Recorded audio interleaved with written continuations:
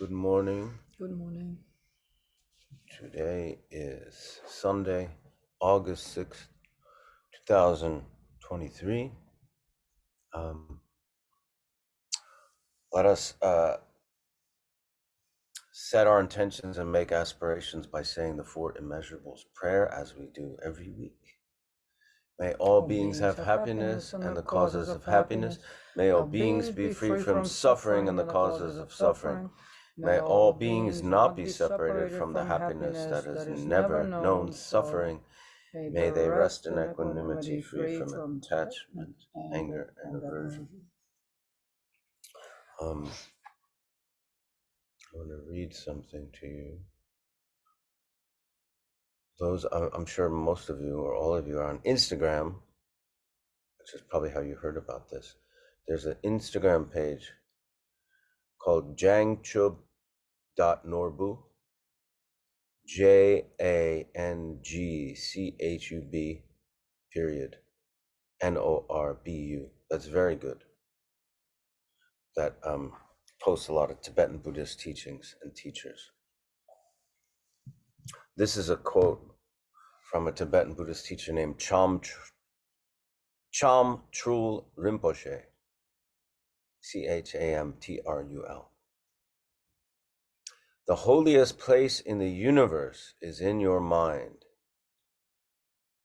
In there you will find the Buddha that you have spent your whole life searching for.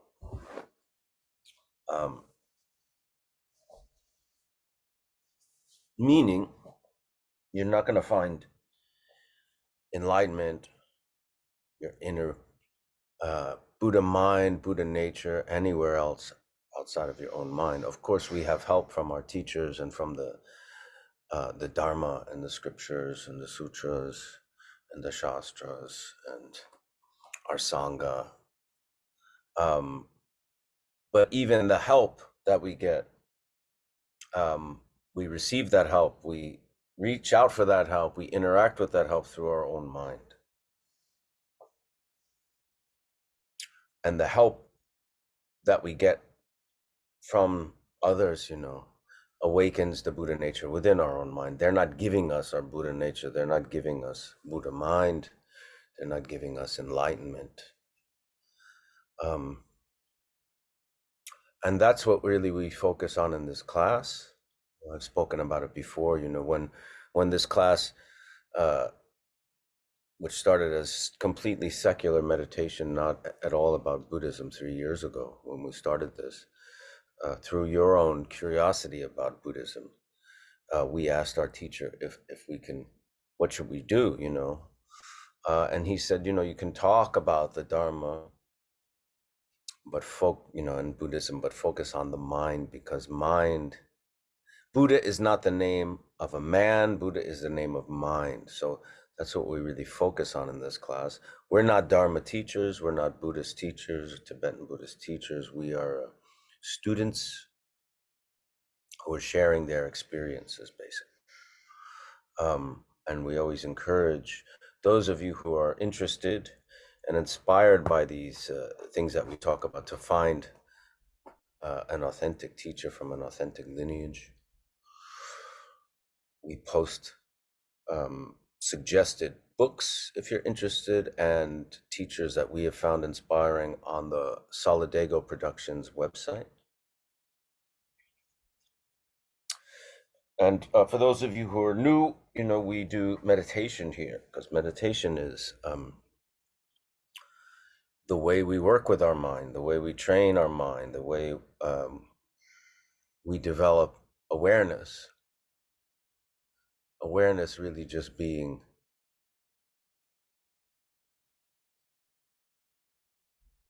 settled into the nature of mind, right? Settled into the mind rather than just the mind being distracted by outer things, either emotionally or just mentally, sensorially. Awareness is when we're settled and we can actually see what the mind is doing rather than being led by it, led by external stimuli, the mind being led by it. The mind is just kind of settling in its own place, being aware of itself, and as a result, being aware of what's happening.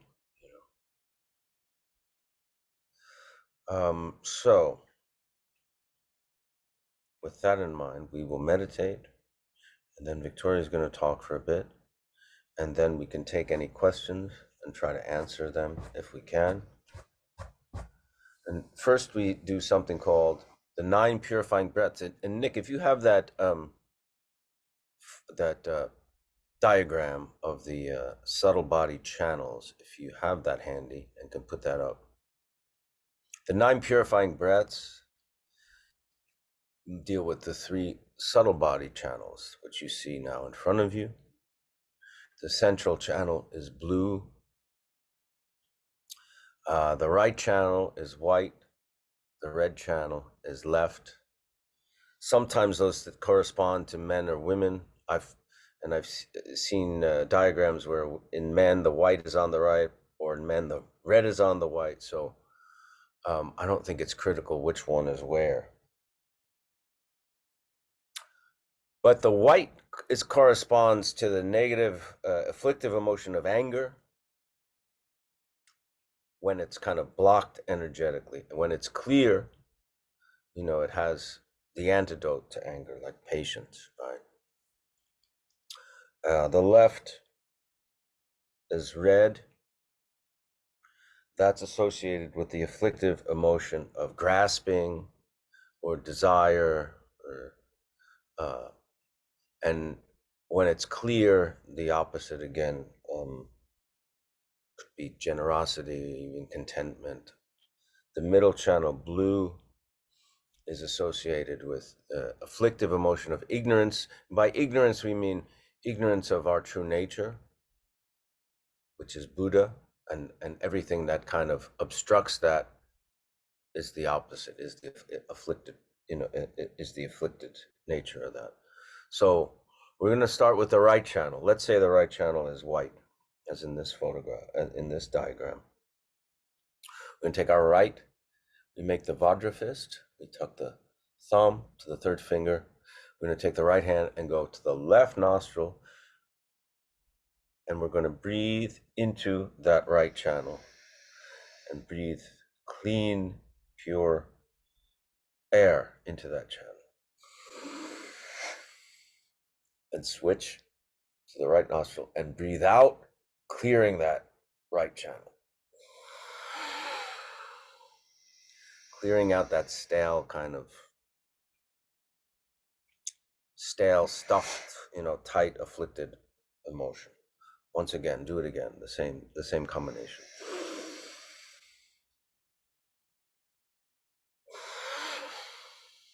And you see in the diagram, when you breathe in, imagine it going down from the nostril, down where they meet, right below the navel. The last third breath here into the right channel.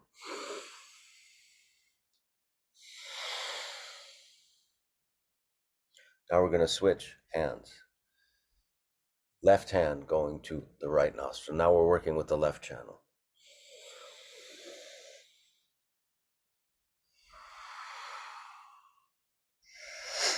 Once again.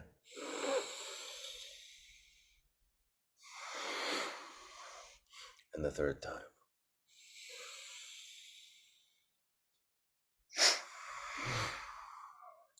Now you can take your 2 hands and put them on your knees. We're going to breathe through both nostrils into the central blue channel. Exhale through both nostrils. Second time.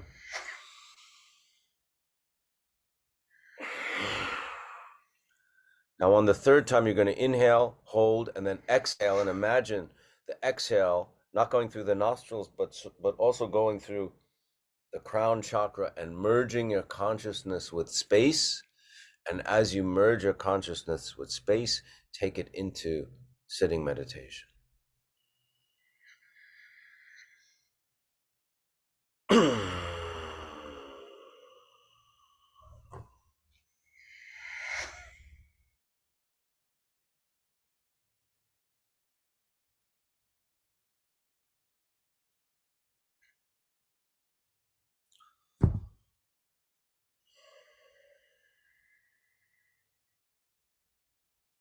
So we're sit cross-legged on the floor with a cushion. Helps to have your hips level or above your knees. Back is straight, not rigid, not forced, relaxed. Head slightly tilted. We use the left hand open, the left palm, the back of the right hand onto the left palm curved like this in your lap. Mouth closed, teeth apart, breathing through the nose if you can. If you can't, breathe through the mouth. Tongue resting lightly where the upper teeth meet the roof of your mouth. Eyes open, gaze just resting on what's in front of you, not intensely staring, not spacing out with unfocus, but just resting your gaze on whatever's in front of you. Breathe.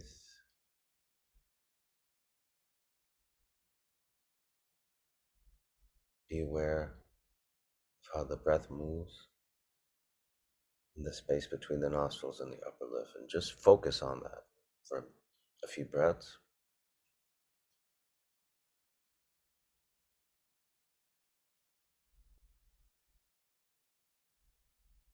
And when you're aware that you're thinking, just recognize the fact that you're thinking, recognize that thought, and then go back to the breath.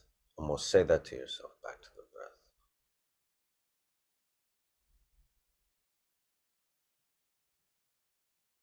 A few more breaths, and when you're aware that you're thinking, again, back to the breath.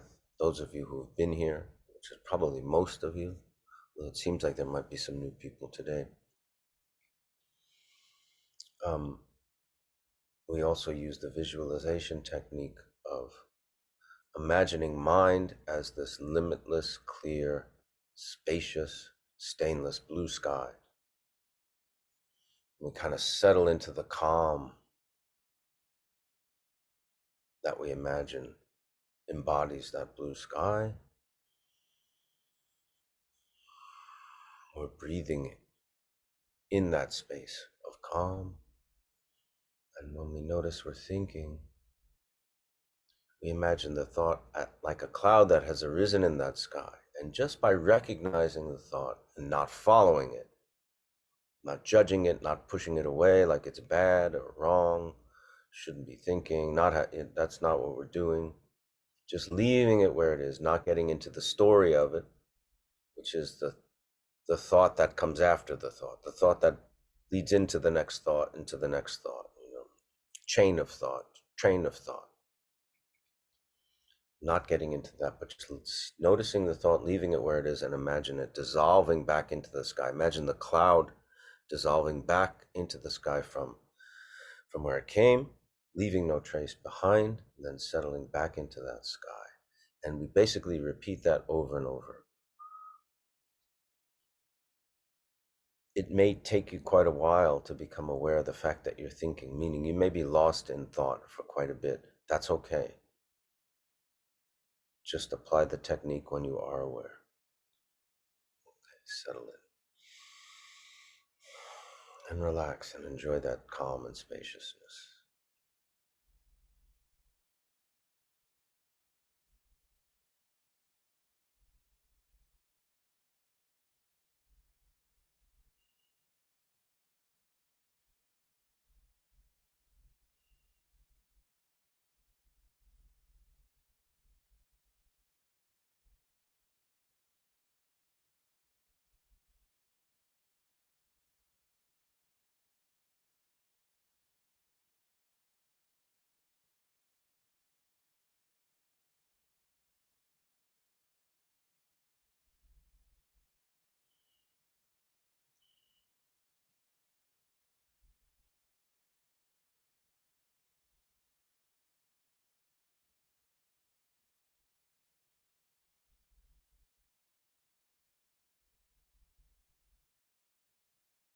Back to the breath. Notice that you're thinking. Imagine that thought as a cloud that has arisen in the calm, clear, infinite clarity blue sky, which is your mind, sky-like nature of mind. The cloud dissolves back into the sky from where it came, and you settle back into that sky-like nature of mind.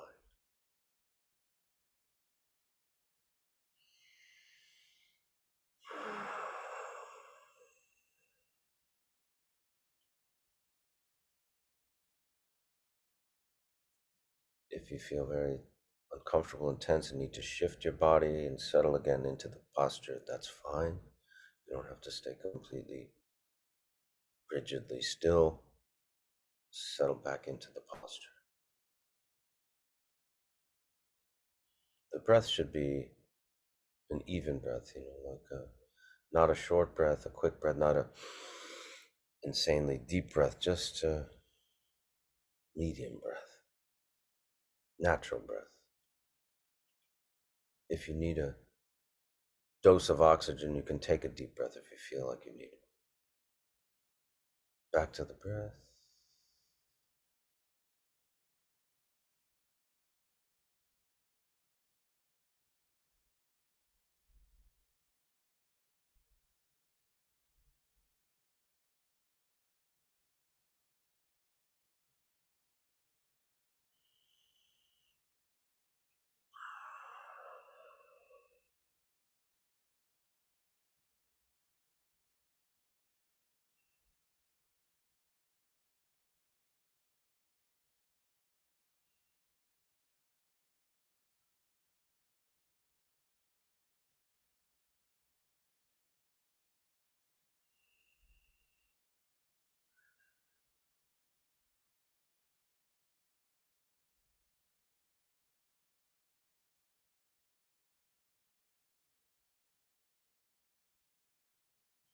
If you feel like your mind is particularly busy and agitated today, you can lower the angle of your gaze just a bit.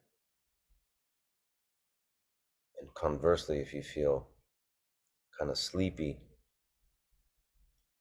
drowsy, you can raise the angle of your gaze. That subtle, just a little bit, that subtle shift often can make a big difference.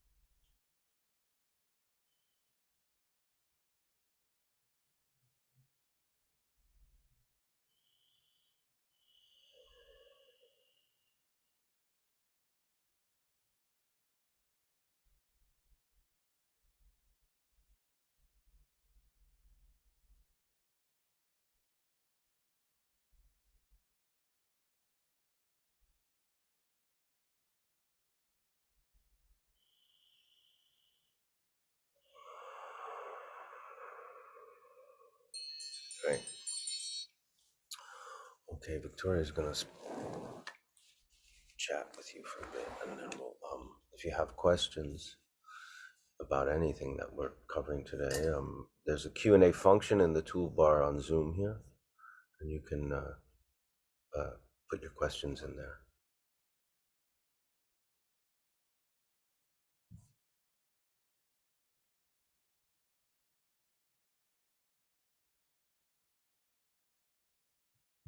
Good morning.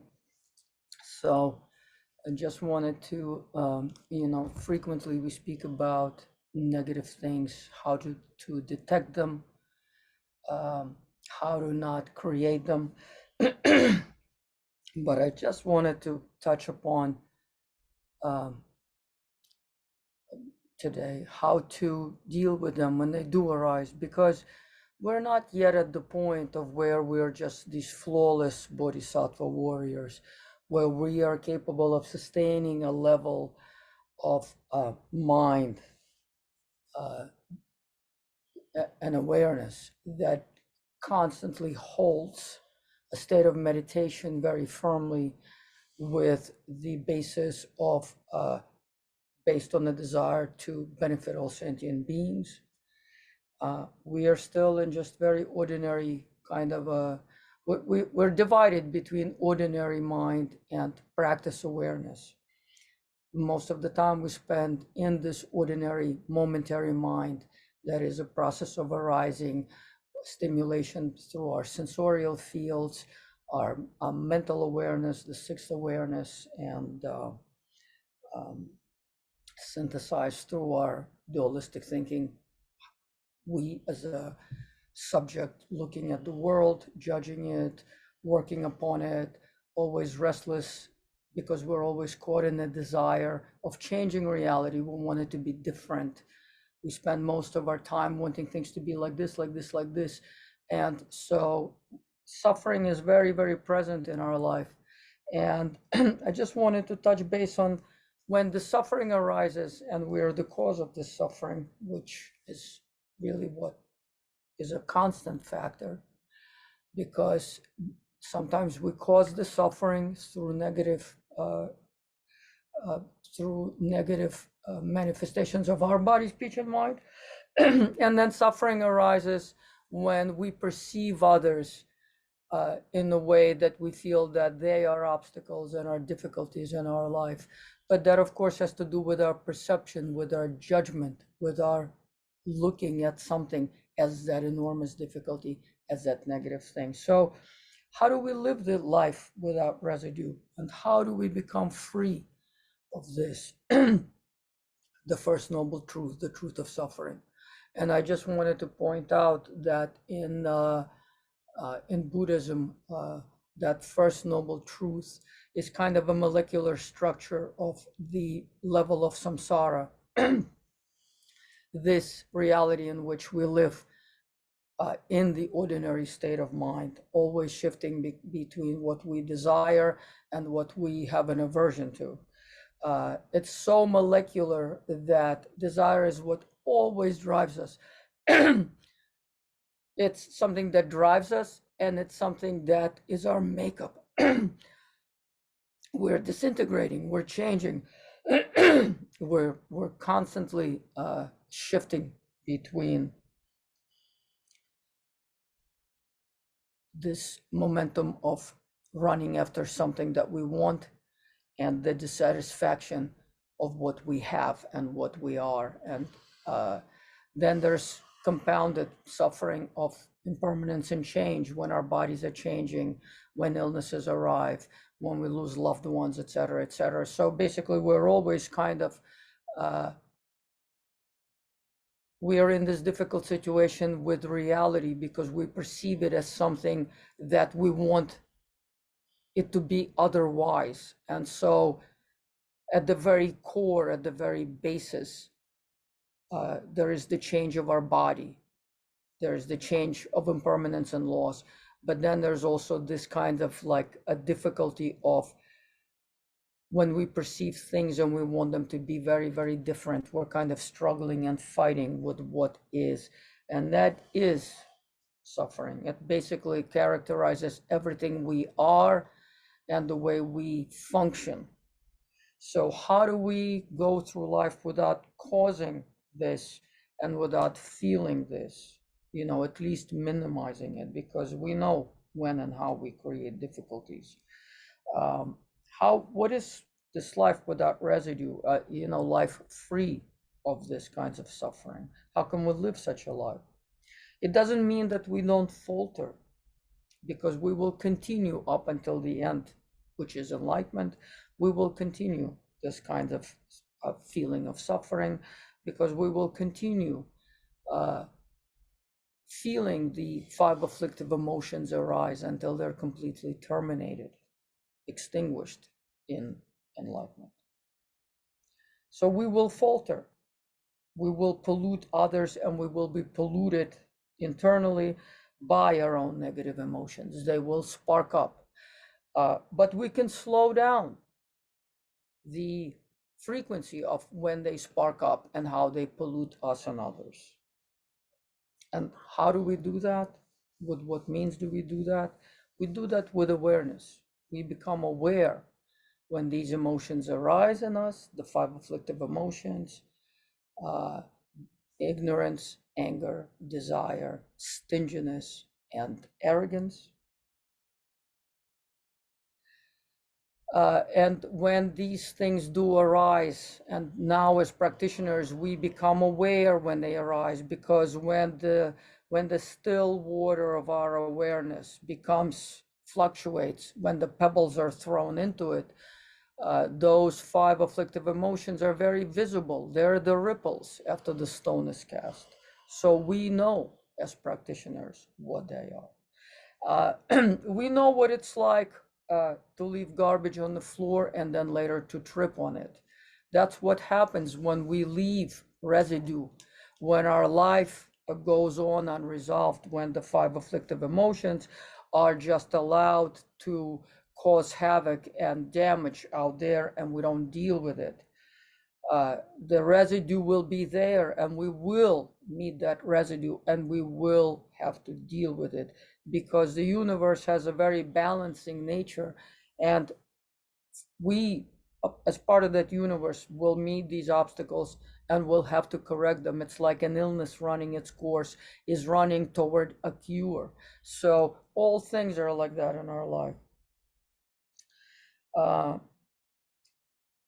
But one thing is to falter, another thing is to leave these faults out there and not correct them. So if we are living like that, if we allow our anger to escape and we do damage, if we allow our avarice to escape and do damage, if we allow our desire to go unchecked and it does damage, it consumes us, it pollutes everything that we meet.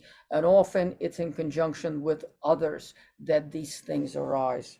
And if we're not dealing with them, we are allowing these things to become larger. Things do grow. I mean, we can start, and we're in a beautiful snow mountain, and we scream or we throw a snowball, and that little shift in snow, first it's tiny, tiny, tiny. Then as it descends down the mountain, the avalanche is kind of the end result of that tiny little shift.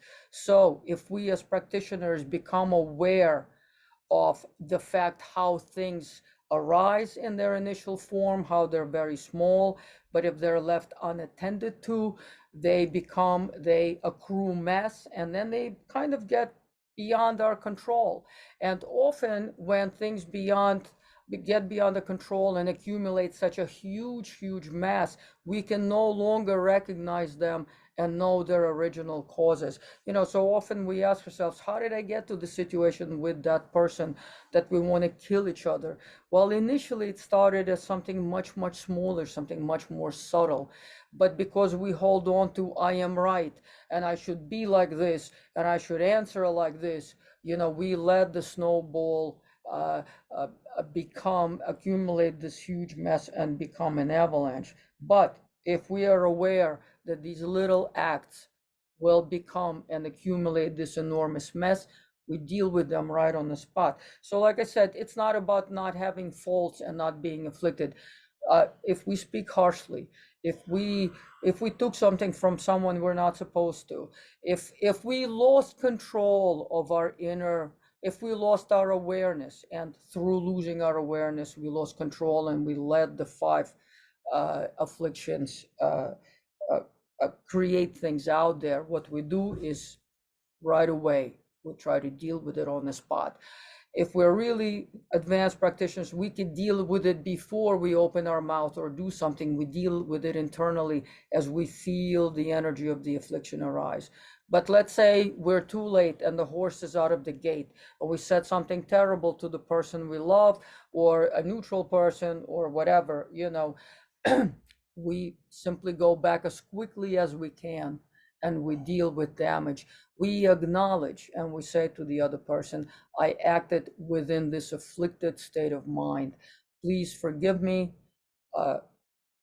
I want to make this right. It doesn't mean that the other person's not responsible for their own words, but we are trying to clean up our own internal space, because from that internal space, if afflictive emotions and ignorance is allowed to function in the world, the avalanche will necessarily happen. And the longer we don't deal with it, the bigger it becomes, and it will become, from a little snowball, it will become an avalanche that will consume everything. So when we are standing at like a precipice of this gigantic event that is now happening in our life, we must always remember that it started somewhere down up the mountain as a tiny little something.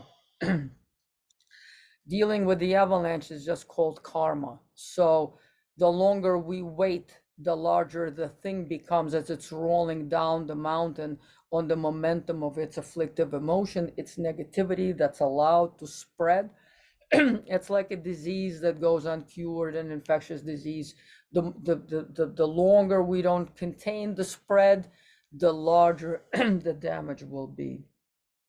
So as practitioners, we simply know that when we're standing in the pile of dirt, in this avalanche, in this whatever destructive force, as practitioners, the difference between us and ordinary beings is that we are aware that we have created it, that somewhere up the mountain, we were standing there at that peak, and we threw a little snowball down, or a big snowball, and now we're standing in the midst of the damage that was caused by that initial act.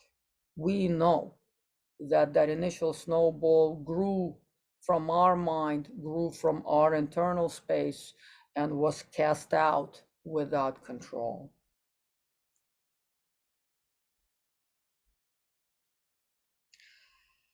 The event can be so removed and so enormous in our life that we are very easily fooled, and we like to delude ourselves and say, oh no, I didn't create this mess was just this thing that suddenly fell upon me, and now why did it happen to me? I'm standing in the midst of this gigantic difficulty.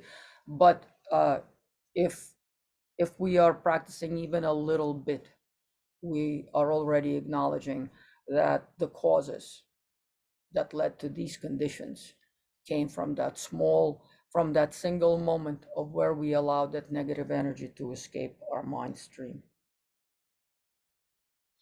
And if we have wisdom, we deal with it. We can always mop up the mess. It doesn't really matter whether we want to or not. The obstacles arise in our life so we can correct them. They actually arise in our life as a teaching and as a corrective means, so that we, by making it right, can purify our mind stream and correct certain patterns.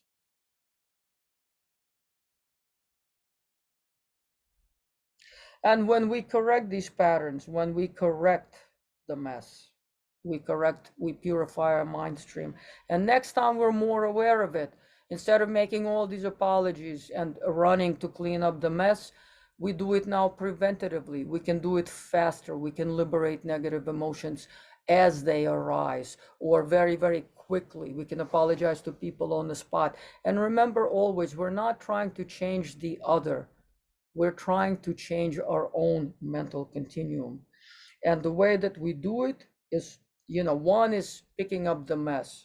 Another one that's a very important technique, and not just a technique, it's, should always be a part of our awareness, is that when we drop the judgment, we drop the conceptual structure behind which we hide, often to deliver devastating, damaging things to others, because it suits us. We pick certain narratives. I am right, he is wrong. I am a good person, that person's like this and evil and bad and cheap, whatever. When we drop all this conceptual garbage, and we can simply let things be. Like, yes, we may be dealing with a very difficult person. We may have family members that have horrendous views, that are very, poisoned by media, and now are in that kind of a mental state that is very agitated, very difficult. And so, of course, they're exuding this kind of difficulty all the time. But it's not up for us, it's not up to us to beat them down.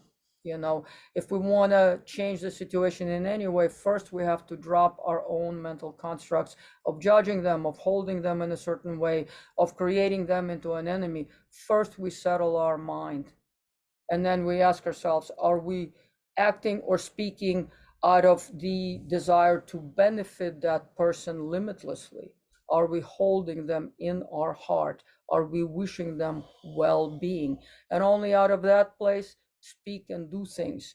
And then it's so much easier to be with a difficult person, or to accept a difficulty that we're going through, loss of someone, an illness that we're going through.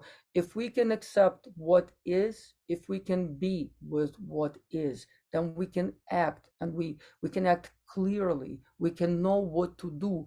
Because if we're simply getting hooked by their negativity, their illness, it's like, going into a room with a contagious person without a mask or any means of protecting yourself. If we're doing that, what result can we hope for, except if we engage and we get hooked through their negativity, and we express our own negativity? It's like two fires colliding. It's a complete car crash. So nobody's a winner in that. And for practitioners, this loss of awareness is actually like the most cataclysmic, horrendous result that there is. We will always have to deal with it and correct it, no matter what. When we create a difficult situation with a person and eventually they come back into our life, we just have to deal with even a bigger level of difficulty than what it is always in its seed form, in its initial form. And it is very, very important to deal with things right on the spot. That is how our life changes. We are not hooked and triggered so easily by secondary circumstances. Our mind can hold its place. We can stay clean. We don't have to respond with this kind of negativity, become polluted, become infected.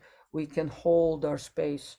And then we don't have to deal, because when we let things be as they are, those difficulties remain with the other person. And we, of course, wish them to be well. We want them to have the clarity and the freedom of practice. We want them to connect to their mental space. It doesn't mean that we're oblivious to what others do, or that we allow anything to happen. No, what I'm saying is we are holding the place of awareness intact, instead of just becoming polluted and raging out of control, creating masses and avalanches that we have to deal with in a bigger version, in a bigger form. And those kinds of things, when they also go untreated, will result in all kinds of different things, such as illnesses and, huge oversized difficulties. uh, it's really okay to go back to a person when you feel, when your mind settles, and you've acted in a wrong way. It's actually very unburdening to go back to the person and say, I love you, and I'm sorry that I said it like this or like that. I should have had the patience, and I have to allow you the space to be and have your thoughts, and allow you to be as you are. Again, as I said, it doesn't mean to be a doormat for someone, but holding presence of awareness while allowing the space for the other person to be, we can actually help them. We can remedy the situation.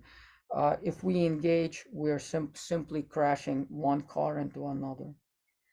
Um, Also, when we take responsibility over and over again, there is a mental shift. And we know already we recognize the negativity before the horse leaves the gate.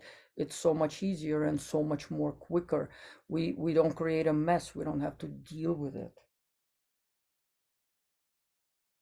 As practitioners, our practice is to take responsibility for our own body, speech, and mind actions. What the other person does is based on their ability, on their level of awareness at that time. We cannot hurt them, we cannot blame them. Because if someone is not capable, it's like wanting a 2-year-old child to understand something that a person in graduate school does. We cannot ask for that. We have to remember that we are all at different, even though our Buddha nature is equal, truly equal, but we cannot, we are all right now in different grades progressing toward the same place based on our nature. What we need to do is clean our own mental continuum. And how do we do that? We step out of that silly, mundane mentality. He's bad, he's that, they're this, they're, we drop all that in order to hear and see our own mind. Because as long as we are engaged in that kind of a construct, we have no clear vision.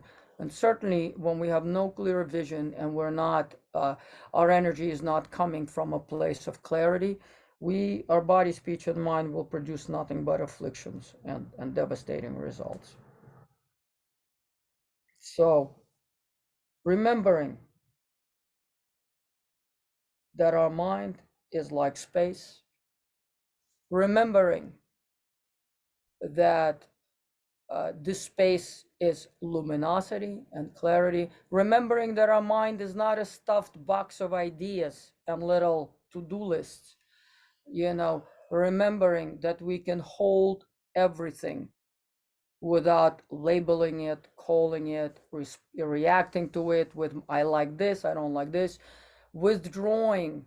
As practitioners, what we do is when we come upon the situation arises, in all experiences, we take the I and mine away. And when we take the I and mine, he said this to me, he looked at me like this. When we take the I and mine away, we simply let the other person be, we let the situation be, and then we can act out of clarity. Because there's no other way of acting and be free. There's no other way of acting and not spill and create garbage and obstacles if we're not acting out of clarity. And so reconnecting as practitioners, stilling the mind, making sure the 5 afflictive emotions and ignorance are not raging, dominating our speech, body, speech, and mind, dropping the whole blah, blah, blah of conceptual mind. We let our mind hold its place and we let things simply be. Then we can act with clarity, and we will most likely not have to pick up gigantic masses on the way if we're not creating them. Thank you.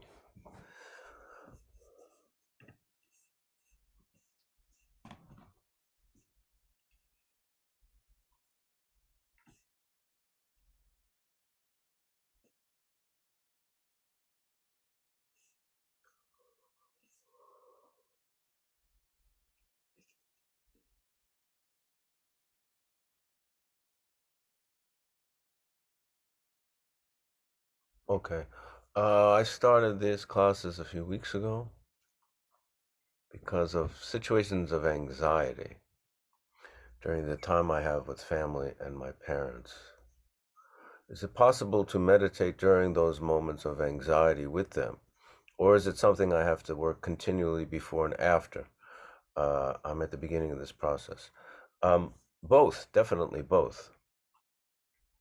The more you practice, the more you make it a regular part of your life, daily practice, almost daily or whatever, the more you'll be able to shift into that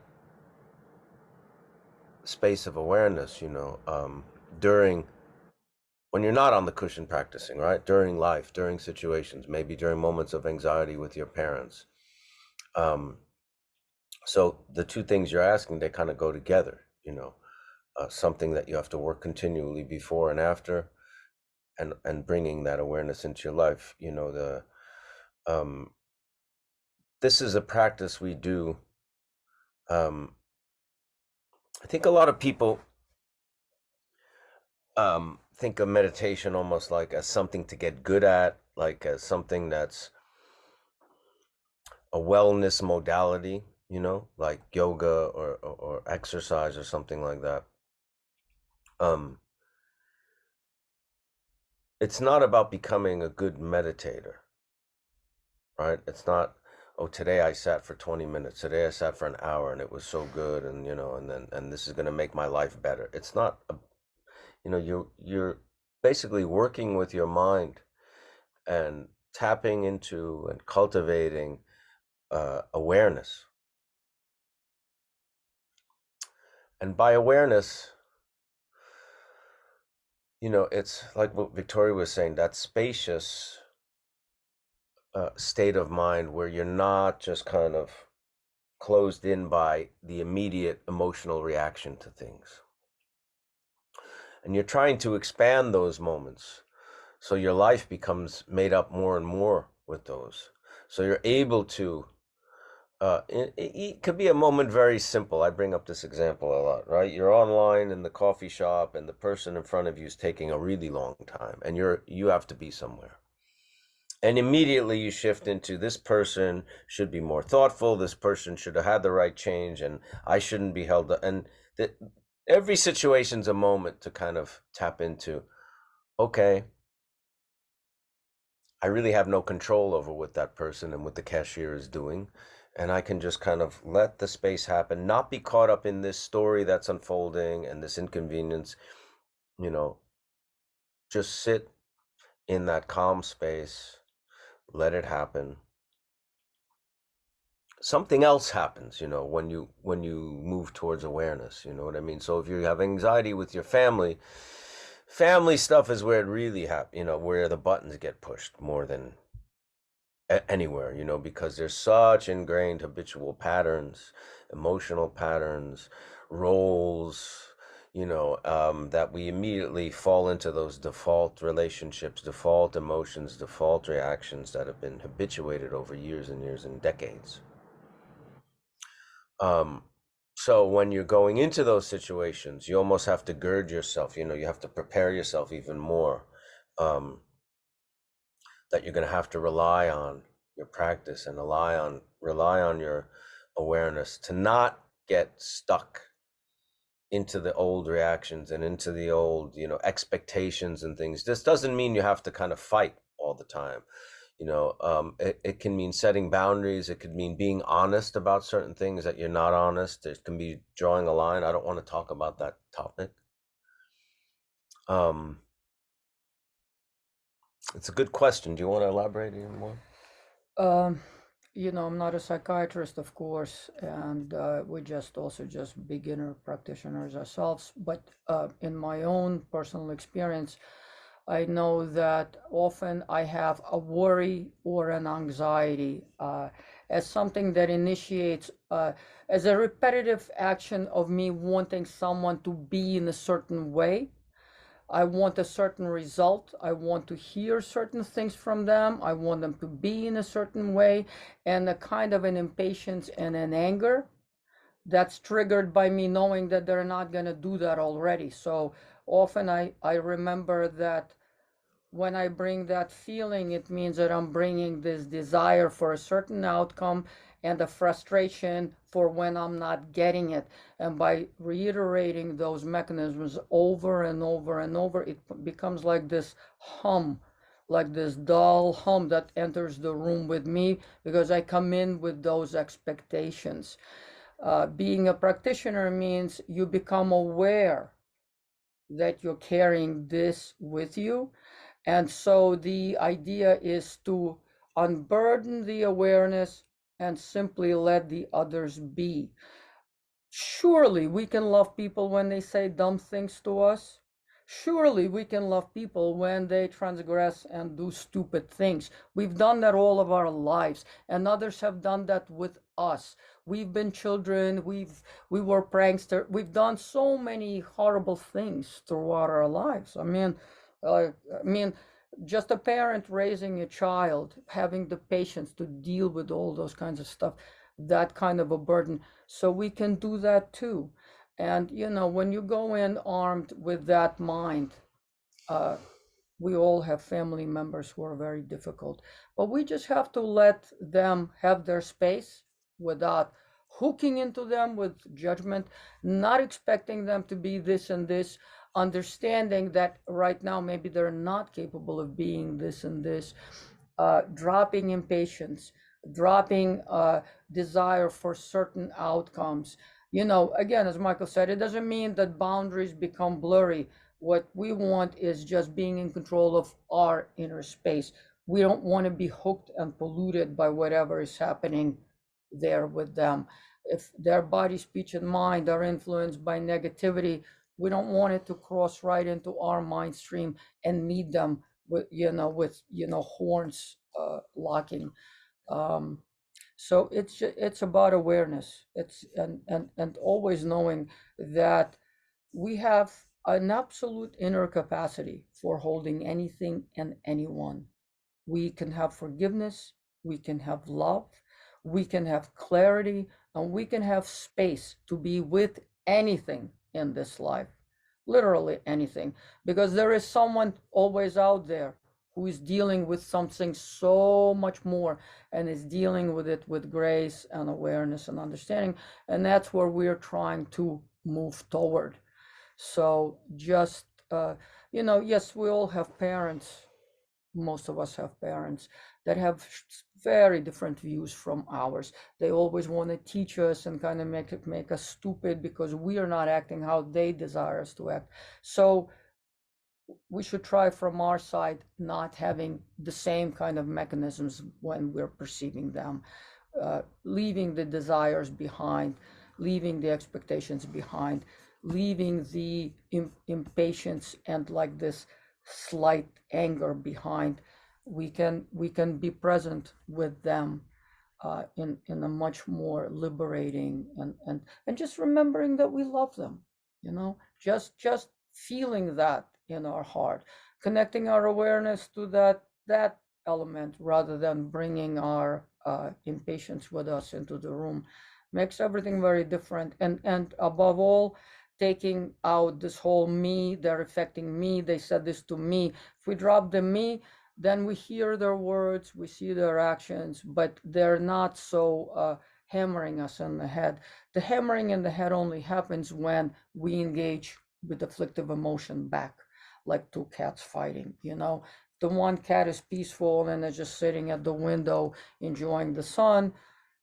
That situation is vastly different. So that's what awareness really is. And like Michael said, it's bringing that with us into all situations, from the cushion when we still our mind, bringing that stillness, and being aware that the afflictions are not jumping out through our nostrils and our words, just bringing that with us. That's what practice is. Someone's kind of elaborating on this. So, from what Victoria said, we live with anxiety, frustration. Therefore, we're not eliminating. We're just learning to coexist with tolerance and love. Yeah, you're learning to coexist with tolerance and love, but sometimes you have to draw boundaries. And Victoria was saying that, and we say that a lot. Again, we say this over and over. It's not about being a doormat. If someone's just, if you can, if there's always a point where it's better to not be in a relationship, where you just have to say, I mean, I've let go of a lot of relationships in my life because they were toxic, basically, and I did, and I felt that they had run its course, and there was nothing that I was bringing to it that was gonna, change that, and that's really important. And I would like to, sorry, did you finish? Yeah. I just want to add to that when we leave these toxic relationships, we are acknowledging 100% that we were a part of that toxicity, that we did not have the capacity to withstand and let that person be. And when we leave those relationships, we leave them with clean slate. We hold those people very dear to us. We meditate on them and we wish them to arrive at the level of awareness where they themselves are free of toxicity. It's like being free of disease. It's just mental disease. We always wish, especially the most difficult people in our life, we have to come to them even with a bigger mind, with a bigger love. We wish them above all, we wish them so much that they would be liberated from all this, that makes them into what they are right now, these difficult, people who are addicted, people, addicted to anger, addicted to drugs, addicted to booze, anything that makes and creates this pollution of self and others. We always wish them to be liberated. We leave them, but we never leave them to maintain anger at a distance. We don't leave them to maintain toxicity at a distance. We leave them and we make sure that the slate is clean. Good answer. Someone's asking about books. I mentioned Solidago Productions. There's a list of books. Also, Garchen Rinpoche just did an amazing teaching. If you go to Garchen Institute live, there will be YouTube, teachings. Garchen Institute, YouTube. Rinpoche just did teachings. It's called Gomchik. It's single intent of Jigten Sumgon. There is just an amazing trove of teaching and wisdom. My son got attacked by my father's dog the other day. I took him to the hospital. The doctor asked me if I wanted to press charges and put the dog down, which means kill the dog, basically. But my answer was, I'm a Buddhist and I wouldn't do that because I wouldn't want someone to do that to my pet or be responsible for killing an animal. I eat seafood sometimes, so I understand I'm not perfect. My question is, did I do the right thing? I think you have to answer that question for yourself, and it's not just because you're a Buddhist. I've said this before, Buddhism is not about a bunch of rules about what's right and what's wrong. It's not dogmatic in that way. It's not also a religion that's about social structures, like there's no, at least in our tradition, a Buddhist wedding ceremony. It's different than a lot of religions that way. It's not about this is right, this is wrong. Buddha said do this. Buddha said not to do this. And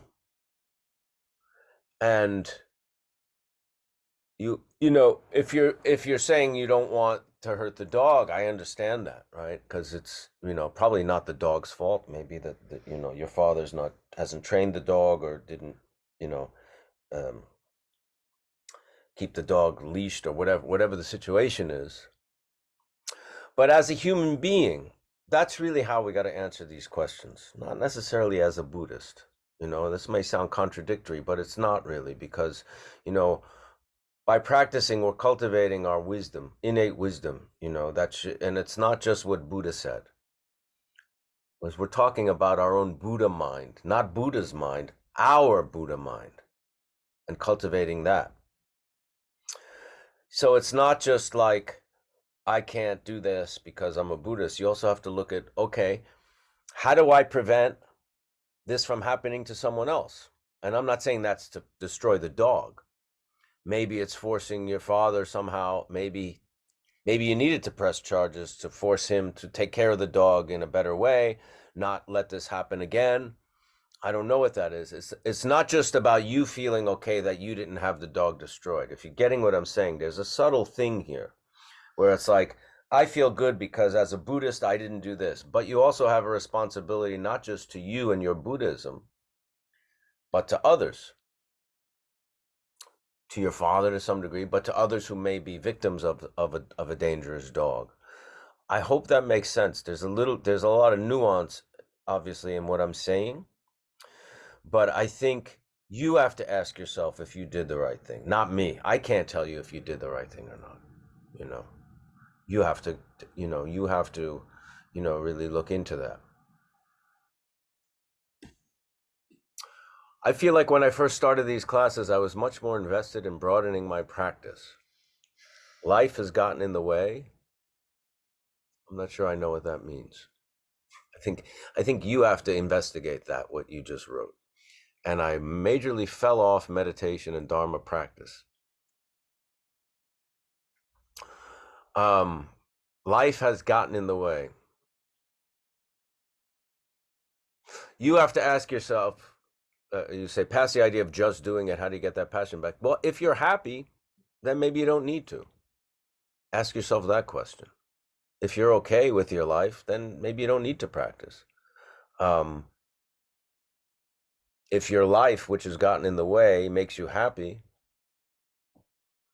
you know what I mean? I mean, most people come to this practice. If you come to it as an adult, you come to it because you need help, that you're suffering and you need help and you want some relief from that suffering. So maybe you're not, and maybe you're okay. I don't know. Just doing it, I mean, of course, there's some discipline involved. There's creating new habits. That's part of it. I mean, you know, like everything. But if you're not happy, if you're suffering,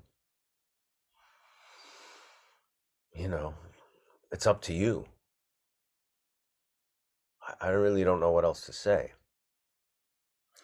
I mean, the formal portion of the practice, the sitting meditation, going to retreats, getting teachings, is to to go from this ordinary mind of, momentary events to really connect to our awareness, the base, what we often refer to Buddha nature.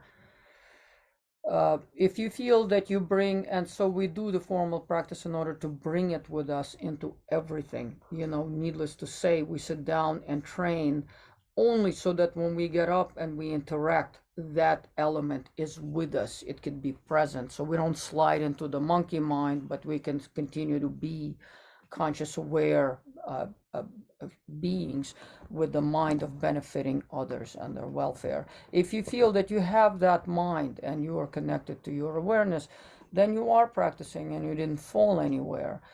Now, if you feel that your life is small in the sense and rigidly limited by me and my little engagements, is my mind constantly just running after things out there? Because it seems like you're saying you fell off, so there's a degree of awareness that something is missing. If the awareness is missing and the mind is only concerned with little things out there, the distracted mind, of course, is a mind that's lost, and the time that's lost through that distraction. So if you feel that your awareness is lost, regaining awareness is what we do, that we call practice. Uh, of course, life without awareness is not really extremely meaningful. Could be fun for a while, but all the happiness we have in this life will necessarily turn to suffering because it's impermanent. Whatever we have that pleases us now, any kind of distraction, will end. We will turn our mind to other things. We will pursue other things. We'll be afraid of losing this pleasure that we're caring for right now. So this mind of suffering will the law of entropy. Eventually, something will finish and we'll be left without it. We'll be bereft. We'll be seeking something else. Tensions will arise again. Life of practice is something completely different. Life of practice is seeing the nature of things, seeing the nature of how we are, the nature of our mind, and being able to be in that space and bring that into everything else in our life, so we can go through the momentary arising losses, etc., in that with that quality of mind. So if you feel you have it, then it's okay, and if you feel you don't have it, then clearly you have to work, you have to practice. How do we develop the joy and lightheartedness that emanates from our senior teachers? By putting their teachings into practice. I mean, that's really it. Yeah. And the four immeasurables, the four immeasurables, they're really that kind of a joy when we can rejoice for others, when we can have joy for their happiness. That's how joy is generated. When the heart becomes not stingy and not compressed into what's in it for me, joy naturally arises. The more the mind is spacious, the more the heart can hold and become spacious. Heart and mind are the same in Buddhism. The seat of awareness is actually at the heart chakra.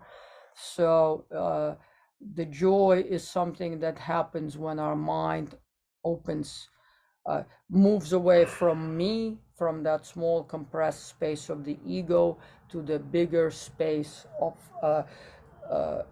others and benefiting others. And when we think of what the teachings do, when we know that the teachings are like the medicine that is given to sick people, of course we must rejoice. You know, the enormous work that our teachers do to bring us the medicine, to bring us the cure, to steer us in the right direction away from our afflictions and the ego.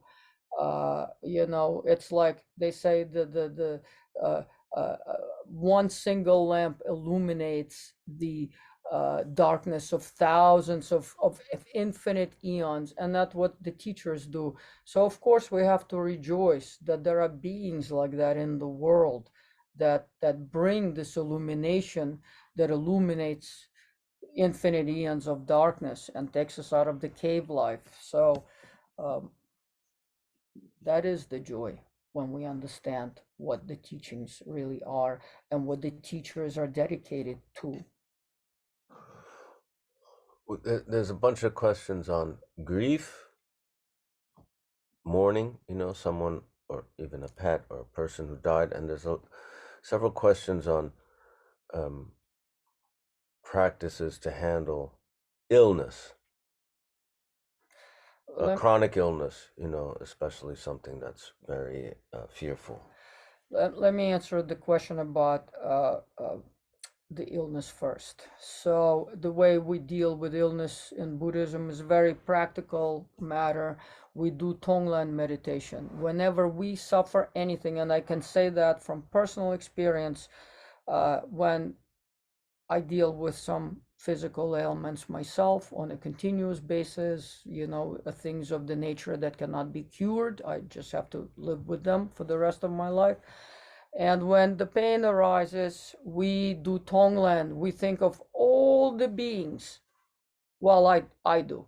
So let's say I have a pain in my leg or my back. I say at that time that I have this pain, why waste time thinking only of myself? At that time, I inhale the pain of all the beings with the same illness, with the same ailment. I take it into my heart. At my heart, there is white radiance. That's Tonglen meditation. I take the dark of the pain of others, and then I send them back light radiating from my heart, from my Buddha nature. And you know, the minute I start to do it, the pain always diminishes, because when we send our mind into the place of where the pain is, where the suffering is for us, you know, those centers where the pain is located, the nature of the illness we're dealing with, the more contracted we become on the sense of self, the more intense, because awareness, by sending our awareness into that space, the more constricted it is, the more difficult it is, the more painful it is, because it's always about awareness. You know, it's like if we are aware of a scab in our finger, you know, that's the one spot that is like consuming us so much. But as long as we're dealing with those kinds of difficult circumstances in our life, we do it also for the benefit of others. And immediately, that's how it is always traditionally taught. You have cancer, you're doing meditation on all people with cancer at that moment. You have back surgery, you're doing meditation on all beings with back surgery. You have difficulties with hearing, whatever you know the illness is, we're doing it for all. We're feeling anxiety, we're feeling torment, we feel depression, we're doing it all. And from in that moment, we are leaving that small constricted space and we enter into our Buddha consciousness. And so that, you know, when we're doing it for the benefit of all, we are included, and immediately we can shift into our limitless nature of mind and alleviate our pain enormously. And also be reminded that there are so many infinite others dealing with the same things as we are. We're never alone dealing with anything, and we connect to them through doing this practice. Same thing in grief. As we are grieving, as we have lost, as all of us will be losing, our children will be losing us. Some of us have lost our children. You know, it's a part, impermanence is a part of our life. And so as long as we're doing it and feeling this intense, tremendous pain, we're not trying to we're not trying to subvert it. We're not trying to repress it. We're not trying to become momentarily distracted through something. No, we face it, we take it, and then we do Tonglen the same way for others. But just remember, for those of us who have lost, we have all lost. I mean, I lost a father and a stepfather to cancer, people that are very difficult in that I think of all the time in my life. And we just have to remember that their mental continuum is never lost. Their elemental structure, the meat bag, is lost, but the awareness is never lost. And as long as you think of them, your awareness merges with their awareness. They are never lost to us. As long as love remains, we can talk to them, we can communicate to them, and we can send our love to them. We can continue to love them. The bond of love is never severed because it isn't a physical thing. And we are not loving their body, their arms, their hair. Yes, of course, in that vessel in which their awareness was embodied, we remember all of that. And of course, we have attachment to that. But just remember, the vessel with all its hair and beautiful eyes and the eyelashes, when the awareness, the breath and the awareness leaves that body, it's just a body, it's just a vessel, 5 elements that composes, the sofa, the floor, and all the other things around us. The 5 elements disintegrate from that form and go and make something else up, but the awareness is never lost. So the twofold meditation for those of us who are grieving loss is that we do Tonglen meditation for all of us who are suffering the pain of loss right now.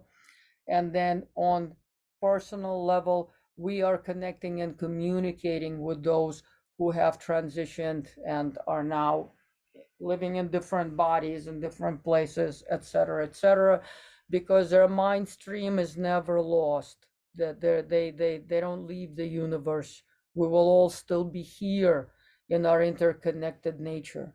And so always remembering that, always maintaining, cultivating love, being able to speak to them, being able to say sorry for things that maybe that we didn't say before they left, before their vessel disintegrated, being able to communicate and change whatever the residue remains, being able to clean that residue. We continue the work and we continue the connection. And so we do it like that. We're gonna close. I just want to just say something because there's a couple of questions about psychedelics, like psilocybin or ayahuasca or even ketamine and things like that. I've never heard a lama, a teacher in my tradition suggest those things or discuss those things as something they've gotten benefit from. If you do some kind of something like that and have an experience that inspires you to follow a spiritual path, follow Buddhism, or work with the mind, in a different way than you have, that could be, I think that's a good idea to honor that impulse, that inspiration. I think some people have realizations through those experiences, and those things can be very hard to maintain without practice. And those things, if that becomes your practice, taking a drug or something like that, that can be obviously very detrimental to your body. If you become addicted to marijuana or whatever, and you use it every day because you think it's somehow giving you some spiritual experience, that's going to, be detrimental to your health on a daily basis, obviously, as we know. So if a moment like that gives you, and I'm not suggesting it by any means, because I don't really have experience in those things in terms of a spiritual practice or anything, but if somehow you had a realization and inspired you to maybe look into Buddhism as a path, or some kind of mindful cultivation of mindfulness and meditation, you know, that could be a good thing. I mean, some people say I like to smoke pot and then meditate, and I say, well, that's not really meditating, that's getting high, you know, which if you want to do that, that's up to you. And I'm not saying getting high is bad, but you know, when you meditate, we're trying to settle into that unaltered, unadulterated state of clarity. And you know, adding some kind of, you know, chemical to get there is, I think, you know, kind of counter to that, and muddies the waters a bit where we're going for clarity. But again, you know, if you're in something like that brought you an inspiration, I guess that could be something positive. I don't really know, you know, but I will say I've never ever heard a teacher in our tradition recommend that, or recommend any of those things, or say that they experience some kind of positive thing for their practice through that. I've never heard that. And just to add to that quickly, you know, we must always uh, have enough clarity, mental clarity, to distinguish between pleasure and awareness. You know, when we really reach high levels of awareness, when the mind settles, the nature of the mind is very blissful, but we're never attaching ourselves to bliss, let alone pleasure. So it's very important not to become trapped, you know. Uh, Wanting states of mental clarity and being connected to awareness should not become like this pursuit of pleasure. It's nothing like that. It's, you know, always also remember, you know, we are seeking, you know, we're practicing and we're moving toward enlightenment in order to benefit other sentient beings. So we must always be aware what kind of a vessel, what boat are we crossing this ocean of samsara in. Is this a boat of pleasure? Is this a party boat? It ain't gonna get us there. We'll get too distracted. So it's very important. Yeah, I'm not talking about like someone who has anxiety and their psychiatrist prescribes psilocybin or a microdose or something like that. That's not what we're talking about. I mean, if that helps you, that's, you know, and you're under psychologist, psychiatrist care, that's one thing, and that's okay, that's fine. Um, we're talking about exactly what Victoria said. You know, we're cultivating our mind and awareness, you know, to be a benefit of all, to all sentient beings, as we do in our tradition. That's what we're doing, and that's a, you know, it's not, we're not just practicing to calm our mind, to get rid of our anxiety. You know, that might have brought you here, and that's okay, but there's a bigger picture, you know, in on this path.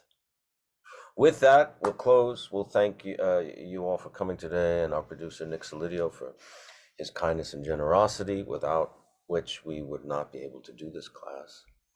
And we, as every week, we dedicate the merit from today's class for the benefit of all beings by saying our dedication prayer. By this merit, may all beings attain the state of enlightenment and conquer the enemies of faults and delusions. May they be liberated from this ocean of samsara and its pounding waves of birth, old age, sickness, and death. Thank you. See you next time.